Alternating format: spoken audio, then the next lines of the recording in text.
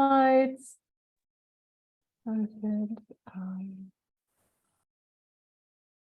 Okay, I hope you can see my screen. So our topic is how to effectively integrate environmental topics in language classes using virtual reality. And I'll just jump straight into it. First of all, for me, this is actually the sweetest spot, the intersection between educational technology that I am interested in, obviously, language learning, as well as the environment. So we can bring all of this together with this topic.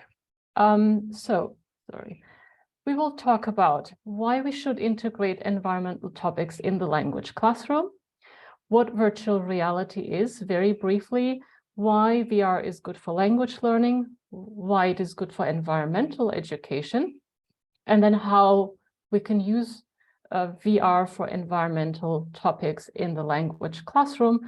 I'll give you also some examples for applications we can use, and then hopefully you'll have lots of questions at the end. So let's get started. First of all, let's look at why I think we should integrate environmental topics in the language classroom. There might be people who think, you know, why do we need to include any other topics than the usual ones that we have in course books, you know, how to go shopping, hobbies, family, and all these kinds of things. So there are several reasons. One for me is when I look at this map, we live in a beautiful area, and in the whole earth is beautiful. So obviously we want to protect it. Turkey and also the surrounding countries are kind of in the middle between drier areas and green areas. But even in Europe, if you've been following the news or if you've visited, in the past couple of years, it's getting drier and hotter, even in places like Germany, where I used to live, or the UK, where I'm often in the summers. They had to take measures because of the droughts. So this is one motivation for me to include environmental topics in any lessons, really. Then there are other reasons, and teachers also seem to be in favor of doing this. So there is research, in this case, one by Gürsoy and Salam from 2011. They surveyed language teachers, and the outcome of the study was that they are actually willing to integrate these topics in their lessons. There also, I'm the member of a group of language teachers called ELT Footprint. You can look them up on Facebook. They also have a website, and they have been joined by many teachers who are also interested in integrating environmental topics in the language classroom, and they exchange ideas and materials for this purpose.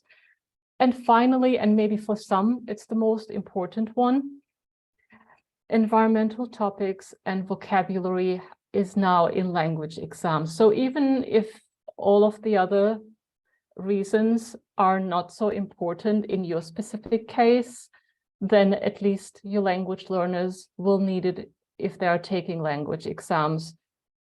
The issue is that, as I said, many teachers want to do it, they see that it's important, but in our course books, there's often only one unit about the environment, and often it's about a topic that our students can't relate to. And if you can't relate to a topic, then you don't feel empathy. And if you don't feel empathy, there is no change of behavior. And ultimately, we do want our students to change their behavior and behave in more environmentally friendly ways, right?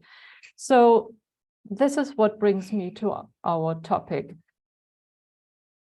Before we go deeper into it, I want to briefly look at what virtual reality is. some or most people might think of virtual reality as something where you use these kinds of devices. Yeah, on the internet, when you look about look up virtual reality, you will see often people wearing these VR headsets or head-mounted displays. So that's one way of doing virtual reality. And I wanted to say this right at the beginning, because I don't want some of you to switch off and say, but look, in my country or in my school, we can't use these because they are expensive. There are other ways of accessing virtual reality and using it. A cheaper version are these cardboard goggles. Yeah, it's a Google Cardboard. They are still available. And there is actually a provider for both of these devices in Istanbul, and I'm pretty sure in many other cities and also in other countries for where you are. But even if you don't have any of these devices, you can use desktop computers and even tablets and phones for virtual reality. The difference is the degree of immersion. Obviously, if you put on a headset like this, it helps you focus on the experience, and you're not distracted by anything else. You really feel you're in it. Whereas if you have a desktop, then of course you see other things in your room, but you can still feel immersed. At the bottom, we have caves and domes and igloos. These are also technologies, room scale technologies for virtual reality. Some schools do actually have them. There are school versions of these, but for most of us, this won't be the case. But I just wanted to have it mentioned. Now, effective, if we want to know which of these are most effective for learning, there isn't actually that much of a difference when you look at research. In fact, when we started researching for most immersive virtual reality with these headsets, we had to look at research done before VR headsets were used. I started with virtual reality in 2007-8. Back then, we didn't have the headsets. They existed, but they were not as widely available. And we knew that still back then, virtual reality was effective for learning. The main difference, if we want to be very simplistic, we can say it's the delightfulness. It does make a difference whether you are in an environment enveloped by it or whether you're looking at a screen. But there are other factors for immersiveness, like the storyline, the how interactive the application is, how much you can do with it, and many other factors. So it's not just the technology. Now, why is VR good for language learning? Again, it's the main affordances of virtual reality, whether it is for games or whether it's for learning. It is the immersion, interaction, and presence. These are the three main affordances of VR. Immersion, as we just said, can be technical by putting on a headset, for example, but it can be created in other ways as well, through the storyline, the narrative, interaction. Again, there are different ways of interacting. You can, if you're on a desktop computer, you can interact via your keyboard, but you still have avatars that you move around, objects that you can grab, and so on.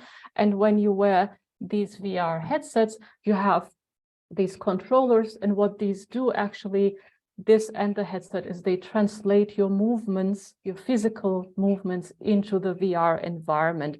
This adds an additional dimension into the immersion, as well as making it feel more realistic, because you're using your own body movements and gestures and so on for the immersion. So the main difference, if you compare it to a course book or a video or images in a course book, or if you want to show videos in your classroom, you and the learners are just observers. Yeah, you look at the book at an image or the text, or you look at the video on a screen, but you can't really interact much with it. With virtual reality, you are in the experience, you're experiencing what you're seeing. So, and this makes it more realistic. It feels real. The brain doesn't distinguish so much between the different realities. It's more personal because you can interact with it. You're also in a first-person mode if you're in immersive VR. It is very often much more motivational for learners to be in a situation than just to look at a situation. It can be much more fun. It can be memorable and emotional. And all of this obviously helps learning. So these are some of the reasons. If you want to just recap again, virtual language lessons, any lessons really, are much more actually like physical face-to-face lessons than online Zoom classes. So you do feel like you are in an environment and you're moving, you're grabbing gestures, you are together in the same space with other learners, if it's a multi-user experience. And if it's a 360-degree video, you feel like you're there. So all of this makes it a lot more like physical classes, physical experiences, with the added benefit compared to the classroom that, again, you are there, you know, in your classroom looks always the same way, but virtual reality, you can change the context, change the environment. So you can have real experiences rather than just, as we said earlier, reading or watching other people's experiences. This means you can go on field trips to different countries, for example, different natural scenes, national parks, etc. You can collaborate with others on hands-on projects. Some virtual reality helps you do things together, build, create things, solve problems. You can meet and chat with other people if it's a multi-user experience, participate in role plays, simulations, and so on in a contextualized, realistic environment. So why is it then good for environmental education? Kind of like the same affordances help you here as well, but there is, again, research on this. In 2018, Müller-Keros et al. Reviewed 619 papers, and they found out that immersive virtual environments, virtual worlds, 3D virtual worlds, have a positive outcome on climate change engagement. So what they found out is that for environmental education to be effective, it needs 3 components. And this is the first level, is awareness and understanding of the issues. But then there's also an engagement, that an emotional engagement. So the user or the learner is engaged emotionally with the topic. And this helps them to feel empathy. And finally, to be effective, it also needs to lead to action and behavioral change, which we ultimately want, as we said. So with virtual reality, you can achieve all 3 of these. Whereas if we go back to this, you can create awareness and understanding through a course book or just by telling your learners about certain environmental issues, but usually there is no emotional engagement. If you're very good, or the course book or material is very good, you can also engage students emotionally, but the last level, leading to action, is really difficult if they can't relate to the topics. So with VR, you can bring environmental issues closer to your learners so that they can really relate. And this means they will feel emotionally engaged, and they can then change their behavior. So one example, okay, before we go to the example, another reason why actually VR works is, as we said, it immerses you in an environment, in a situation, but also that the brain doesn't make much of a difference between whether something is really real or whether you're experiencing it in virtual reality. And this can be proven by looking at brain scans of people who are experiencing something in virtual reality. The same areas in the brain show up that would show up if it was happening in real. So we can measure the brain and heart rates and other things to see whether it still works. And one example regarding the environment is a study by the Virtual Human Interaction Lab at Stanford University. What they did is they created this very simple app of a forest environment, and people had to take this virtual saw and cut a very old redwood tree. And so that was the whole experience, right? And later they created a situation where they were talking with a person, and they spilled, I think they just spilled water on the table, and they had put some paper towels nearby, and they just observed how people behave. And they realized that those people who had participated in who had actually cut a virtual tree, they tried to save paper more than those who were just asked to imagine they were cutting a tree. Simple exercise, but even this worked to change actual behavior in the real world. There are other experiments that show, and this is a bit more fun and scary maybe, that show that virtual reality is experienced as real. And I'm going to try to show you a 1-minute video of this. If not, I'll share the link with you. So I have to stop sharing for a moment and reshare. Share sound.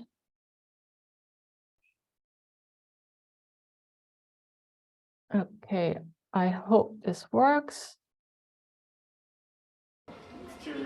My palms are sweaty. So good. I'll have to go back. No, I don't want to.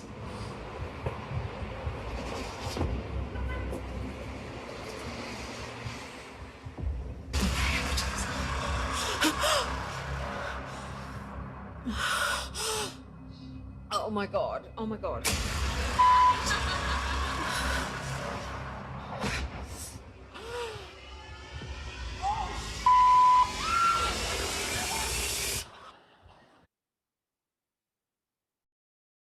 Okay, I hope you were able to hear it and see it. Okay, great. Let me go back to my screen here, to my slides.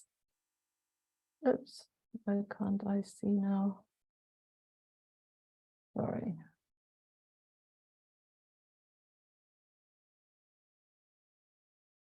Okay. Yeah, so you should be seeing my slides again. Now, this is called Ritchie's plank experiment. You can find the video on YouTube, but it's also something that is often rented by universities who want to, you know, when there is a fair, a summer fair or something somewhere, because it's a fun experience for some.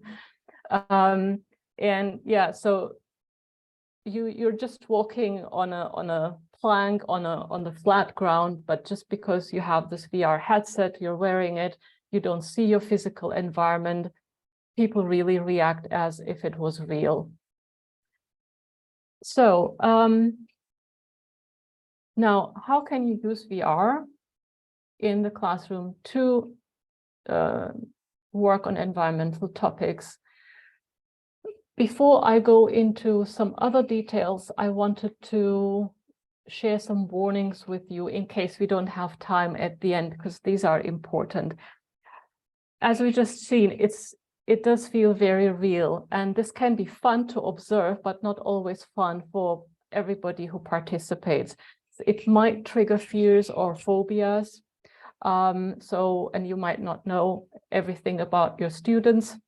So it's important to warn them.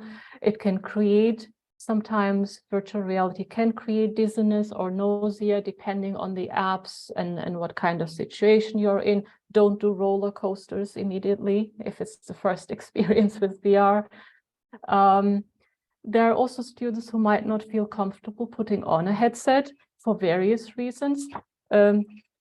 Very simple, because it blocks out your view. You don't see what's happening around you, and not everybody feels comfortable doing that in public. But there might be also other reasons, accessibility reasons, and so on. Some students might also not believe in climate simulations, because some applications simulate the climate change effects. And so what can you do? As I said, inform students about the content beforehand, tell them to sit while they're experiencing the application or simulation. You can also tell them, if they do feel uncomfortable, to immediately close their eyes and then take off the headset. Obviously, always try everything yourself first, and also yourself be ready to take off the headset if necessary, remove it. You can allow students to use desktop and tablet versions, even if VR headsets are available. What you can also do is, one person can be in the headset, and then you can cast it onto your classroom presentation. What's the word for it? Present on your projector, if you have one in the classroom, or a TV that you have in the classroom. So that works as well for those who don't feel comfortable experiencing it firsthand. And then, of course, when you're showing any climate information or simulations, it's not about telling your students what is true, but it's just having them experience these things and then having open discussions. There are stimulations for discussion. So it's not about whether something specific is true or not, but you just want to have something that engages learners in discussions. You don't need to be the expert either in any of these topics. So that's the warning beforehand. Now, how can you do lessons in VR? Often I am asked, does it only work in the classroom or also online? Both works. Yeah, you can be in the classroom with your students, or you can have a remote class, remote lessons, and everyone accesses VR. Now, this was a major problem during lockdown those 2 years, because the university had these, some universities have sets of these VR devices or the cheaper versions, but how do you get those to the students safely? But as we know now, you don't necessarily need these headsets. Students can have their own headsets as well. And then it's also possible, actually, in many cities to rent these for a day, for a couple of hours. So there are many different ways of doing this, or you do it without the headset, just using desktop VR versions. You can do one-to-one classes and group classes. So there are applications like Immerse, for example, where you meet with your students in the environment. And there are many other applications that are like that, where you can be together and go to places together and do activities together in VR. And of course, lessons can be synchronous or asynchronous. So we are whether in the classroom, remote classroom, or physical classroom, the lesson can take place live in VR together with your students, the teacher and the students together. But you can also set tasks where students do the VR experience outside of class, just like we do with any other activities. Like we can tell our learners, read this article before class or watch this video before or after class. They can also be given tasks to do in virtual reality. And sometimes libraries, university libraries, for example, or school libraries will have a couple of these headsets and applications on them. And the teacher could just send learners, so within the next week, watch or do this VR activity. And again, this can be individual tasks, or it can be collaborative tasks where a group of students work together. So all of this is possible. And another question often asked is how many headsets for a class? Yeah, how many do I need? Again, we're very, very flexible. It really depends on how you set up the tasks. You can have class sets of these headsets or the cardboards. And there are actually, I don't know whether I mentioned it, or there are also some, because this is cardboard, but there are also plastic versions that are slightly more expensive than these. These cost generally $2–3, or I think that's, what is it now? Maybe 70 liras in Turkey or so. You should be able to get these. And then somewhat more expensive, the plastic versions that you can use for certain experiences. Of course, sorry, I didn't mention that before. There is, of course, a difference between these two. Yeah, it's the optics is obviously better, but also these are much more powerful. So you can't use these for interactive VR environments where you meet with your students. These are good for watching 360-degree videos, for example. Yeah, and maybe they can create nausea more easily. So I would suggest watching shorter videos with this to start with. And yeah, what you do is you pair them with a smartphone. So you can put you have the VR experience actually on your smartphone, and you just slide the smartphone into this device. So that's, and the plastic ones again are also in quality somewhere between these. So as I said, you can have a whole class, all of them going into the VR experience at the same time, or watching a VR video at the same time, just like you would do in the classroom. Yes, say everyone put on your headsets now, watch this 2-minute video, and then we will come back and discuss it, something like that, or give them a task. You could have stations in your classroom. I don't know whether you're familiar with this, some teachers like to have different stations in the classroom, different tables with different activities, and students move from one table to another, do the activity, move to the other one. And one of the tables could be where they watch a short VR experience, for example. You can pair up students where one student is in the VR experience and the other one works with them, for example, because in VR you can't take notes easily. You could have one student give instructions, the other one does something in VR using those instructions, or the person in VR describes the scene, describes the film they're watching, and the other student takes notes, which helps, which is speaking and writing practice. That works quite well as well. And then, yeah, you could have each group with one VR device as well. If you remember, like some 10–15 years ago, when smartphones and tablets were not everybody had one, we would often put students together and maybe even give them our own phone or device, so that at least each group had one device and set up activities that way. And even with just one per class, you can do it. As I said earlier, these headsets, they can be connected to the computer or even directly cast onto a TV. The experience where one student at a time is in the experience, but everyone else in the class can see what is happening. So that's also possible.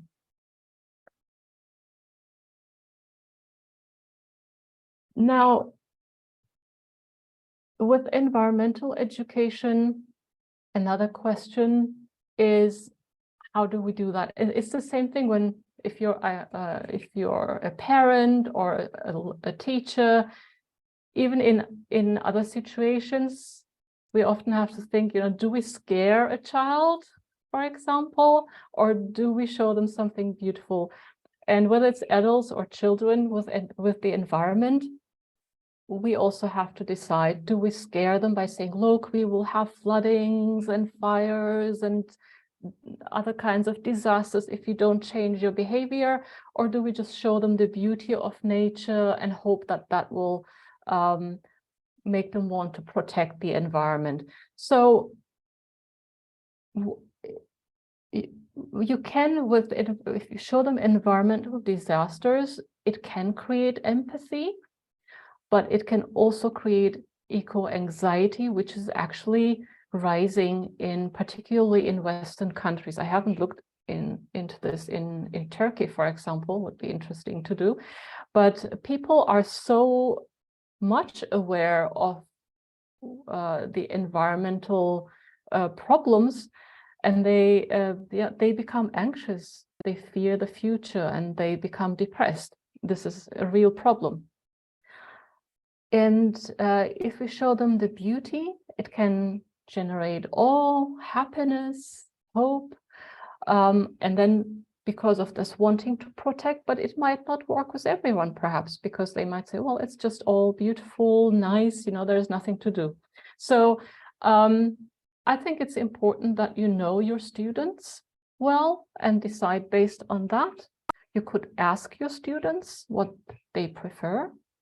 Or you can just vary it and see what works better. And then, yeah, afterwards, always follow up these experiences with discussions. So please do not just have them watch a VR experience, whether beautiful or scary, and then just ask some comprehension questions. But because it involves emotions, you do need to take time to really allow them to talk about their emotions, what they've felt, but as well as what they think. So, and this, of course, the great thing about language lessons is that you can use all of this for language learning purposes. This, we should, of course, never forget that the main aim is language teaching and learning, obviously. Now, I would like to give you some examples or show you examples of applications that you can use. One that I like quite a lot because it allows for creativity is actually a painting application. So it's got nothing to do with learning or the environment. It's called Open Brush, and what you can do is, rather than painting on paper or virtual paper even, or on any canvas, you paint and draw in 3D. So everything you draw is three-dimensional, which means you can draw or paint whole scenes, or you could draw animals in 3D. And this, if you like creativity, if you have learners who like drawing and being creative, you can use it for any topic, or even for any kind of vocabulary or any kind of other topic in your course book. But if it's about the environment, you could ask them to draw natural scenes or their favorite animal, depending on the age also of your students. And then other ways of doing this would be read a nature scene description and draw it, or one student describes a scene, the other one draws it, and then they share their drawings. And sharing their drawings in this case is actually also virtually. So you're not pinning drawings on the board or on your classroom walls, but the other students can actually take the headset, put it on, and walk through the experience that the other students have drawn. It's often also possible with these applications to draw collaboratively. So you could have different groups outside class, if necessary, draw their scene or their animal together, plan it, draw it together, and then share it with the others, and everyone, you know, visits the other people's drawings. And because all of this has to be done using English, if that's the language you're teaching, it is basically project work where there's all skills are involved. And you can also, these headsets, or if you're on a desktop computer, it's slightly different, but you can take pictures, of course, and record videos. So even if you don't have the headsets available in class, students can share videos and images that they can use afterwards for storytelling and other activities. One of my favorite applications, so OpenBrush is for free, yeah, but you do need a VR headset for this one. Now, Pollinator Park is a European Commission project, European Union project. And again, it's got nothing to do with language learning, but everything to do with learning about the environment, in this case, about pollinators, bees, and all kinds of bees. And it is based on a story. So students can read a story, and the story is revealed depending on tasks you do. So you do certain tasks, and then more of the story is revealed to you. I will show you a couple of pictures in a moment, but this is available on a headset as well as desktop VR, so accessible for everyone, really. So Beatrice is the main character in this story, and she writes her diaries, and she shares her stories through the diaries she writes, which you read throughout this story, which look like this. And these are available also on the website, so you can then use these in the classroom for other activities, follow-up or preparation activities, or based on the language that is used, for example. This is what the application looks like. It's really beautiful, visually beautiful. Inside, it looks like this. And so what happens is you can see, you have to walk along a path through different doors, and to open those doors, you have to do certain tasks again, and then you see more of the story revealed. So it's absolutely delightful. It's available for free. As I said, you can do it on desktop computer. You could do it in class, outside of class, lots of different options. This is again some pictures of the different parts of the story that are unlocked. And then the website has a lot of additional information and things that you can download and use in the classroom. And the great thing is it's available in different languages as well. So if you teach other languages than English, you can also use this. So I suggest you really check this one out. Another example, which is available again with the VR device, but this is the Quest, but the predecessor of this one is called Oculus Go, which is still available and is cheaper. But it's also available on tablet computers. And what happens with this experience is it's based on some US cities, like this one. I don't know which one this is. I forgot. But you basically become a citizen of the city, which is near the seaside. And you are either citizens or city planners and scientists, and you're trying to find a solution because part of the city is going to be flooded in the future. And you can actually see, you can simulate the flooding and the different heights of how high the city gets flooded and how much into the city the water flows. And then you're presented with different options for solutions, and you can discuss these in class and then decide which solution you want to choose. You could do group work, for example. Each group discusses this on their own, and then they present their solution. So wonderful activity where you're not just presenting a picture or a couple of pictures, but they can actually interact with this simulation and have a discussion and then present their solutions in class.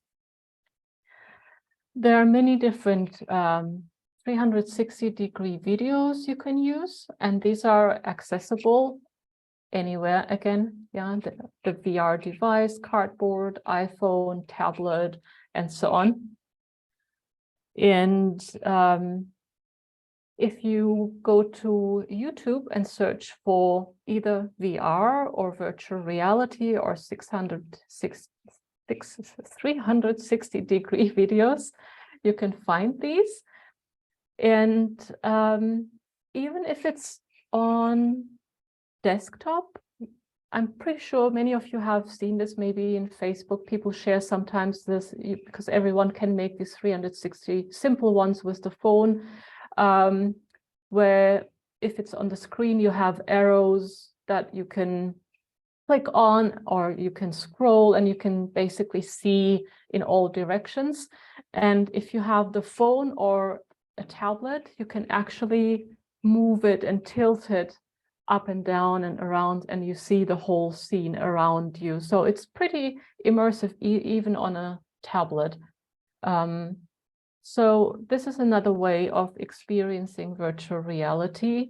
And there are many, many different videos on topics that you can use for the environmental class or environmental unit in your lessons. Some of them are not, again, they are not particularly about environmental issues. Some just show beautiful scenery, like national parks, and then you can use that to create your own activities about discussing, do we need national parks? Is it useful to create areas in our country where you can't build, and whatever it is you want to do with them.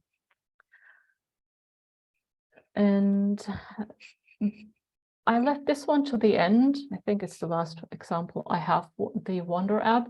It's a wonderful app, but the only downside is it's only available for this device. So if you don't have class sets of these or none available at all, you can't do this, obviously, but it is based on Google View, basically. So what happens is, alone or in groups, you can go and visit different places.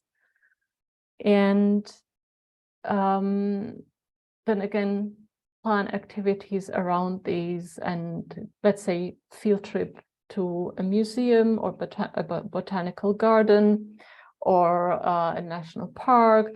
And there is information included as well, so you can include reading activities around this, and after the experience of obviously speaking as well. So it's based on Street View. If you don't have Wonder, of course, many of you might have already used Street View in your classes. You can visit on your own or as a group.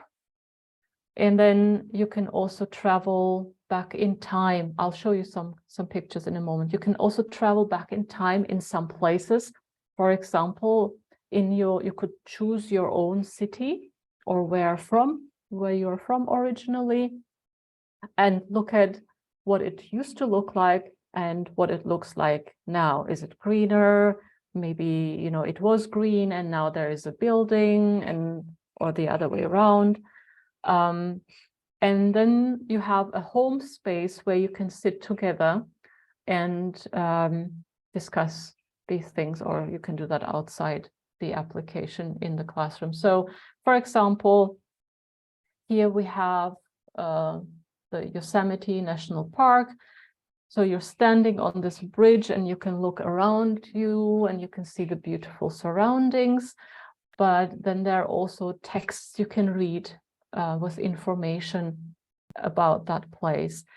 By the way, if your students have VR headsets at home, it's also a place where you can meet others and strangers who are in the same application and then go to places together.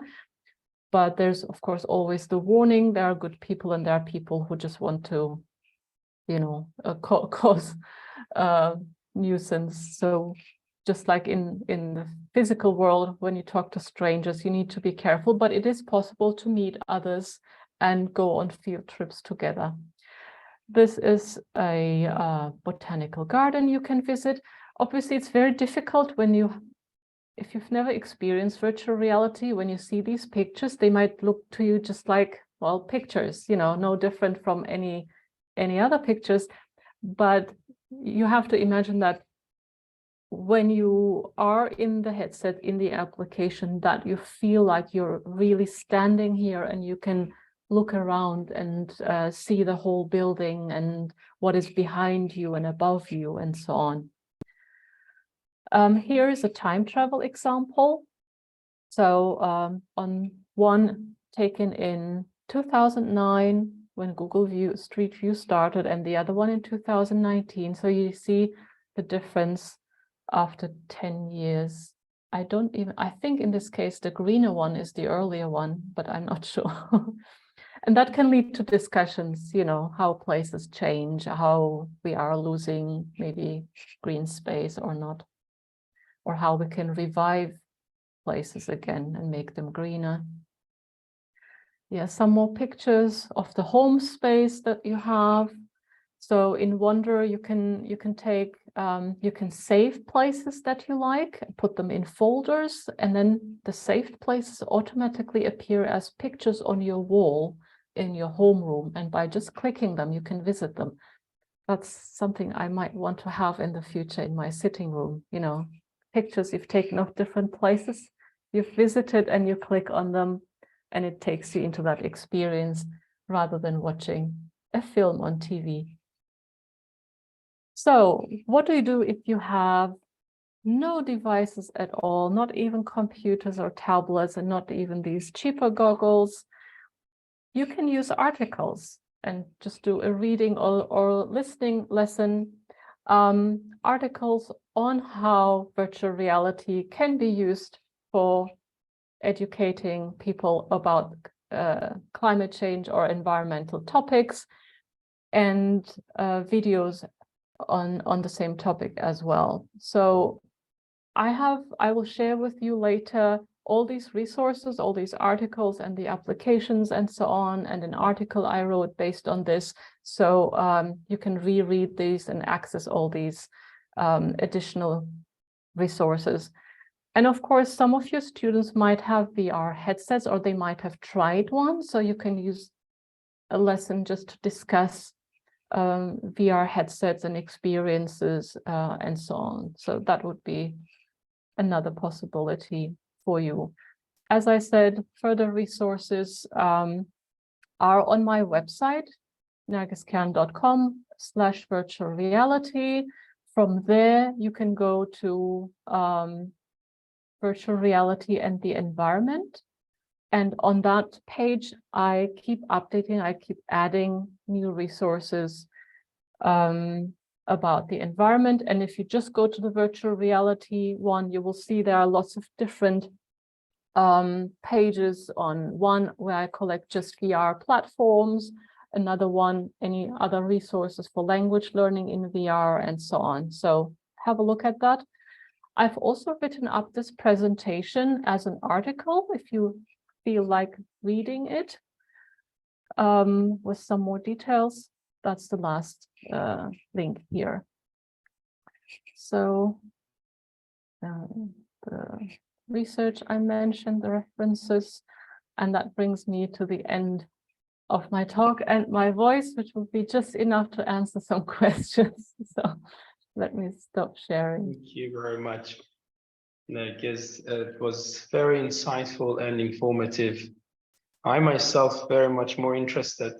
I'm very much more interested in knowing about VR, just applying in my classrooms and see how it works. I want to start with my own question, and others I would ask you to just write in the chat box if you have any questions. It would be nice to just take a look at the questions in the chat box and ask. My own question, which is a very general one, is that do you think VR and virtual classrooms in general, or virtual reality, can take the place of physical classrooms in the future? I'm talking about the near future. Yeah, well, I think I would ask back, do you think they should, or why should they? If necessary, they could. So if you look at it from what is possible, yes, they could replace physical classrooms in many ways. Together, I would say, with video classes, if you wanted to, because one thing that you don't have in VR, if you're teaching a language, especially beginners, you can't see the face, so you can't show how certain words are pronounced, for example. So I also specialized in blended learning for the reason because I think almost all classes can benefit from a blended approach. So for me, I've always used virtual reality in a blended mode. That way you can use it for what it's good, and then you can use, the other websites or applications or environments for what you need. But yes, technically, if we were forced to, we could use it. There are many different ways of using VR for lessons. That's good. Thank you. So you believe that blended learning is here, but we are not sure about if it is replaced by virtual learning, the pure virtual learning. Yeah, as I said, you could do it, but I don't know whether it's desirable to just do it. So if forced, yes, or I know there are actually teachers who teach a whole class in virtual reality or a whole course in virtual reality. But personally, I feel if we're not forced, if we have the option, I would always combine it with something else, especially also because reading in, particularly note-taking, writing in VR is a bit cumbersome still. So I would combine it. That's it.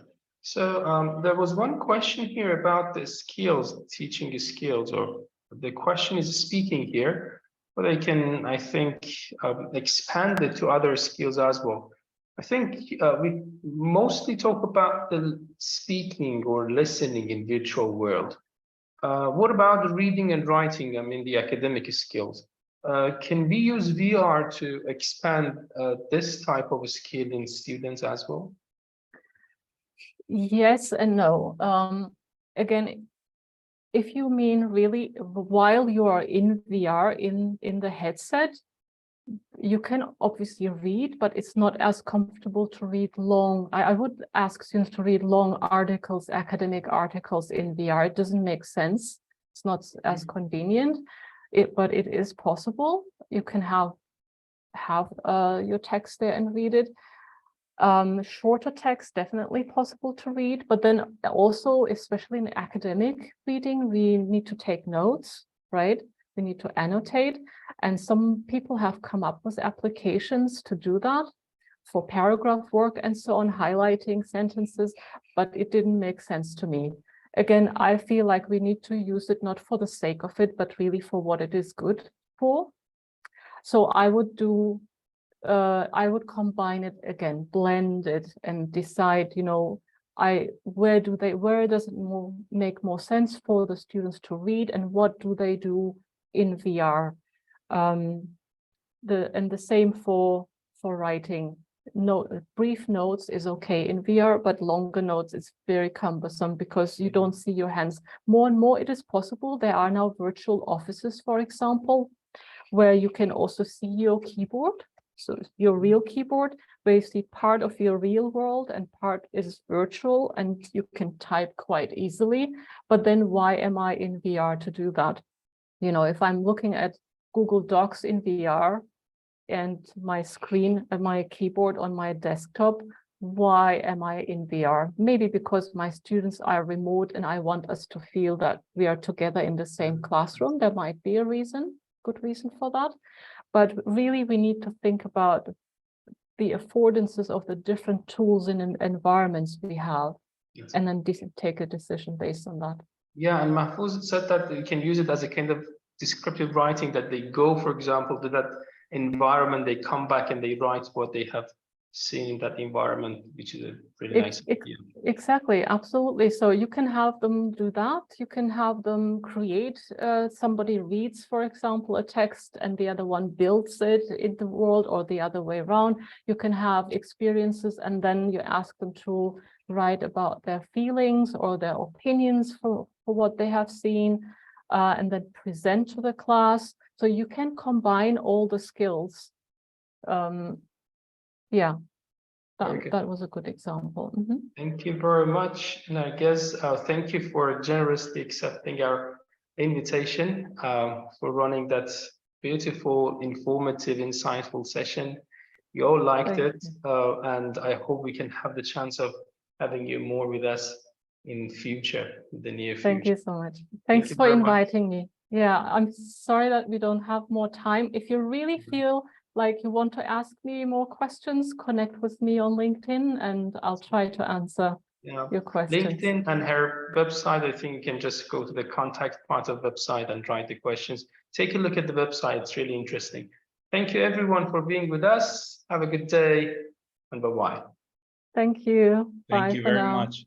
Have a lovely day.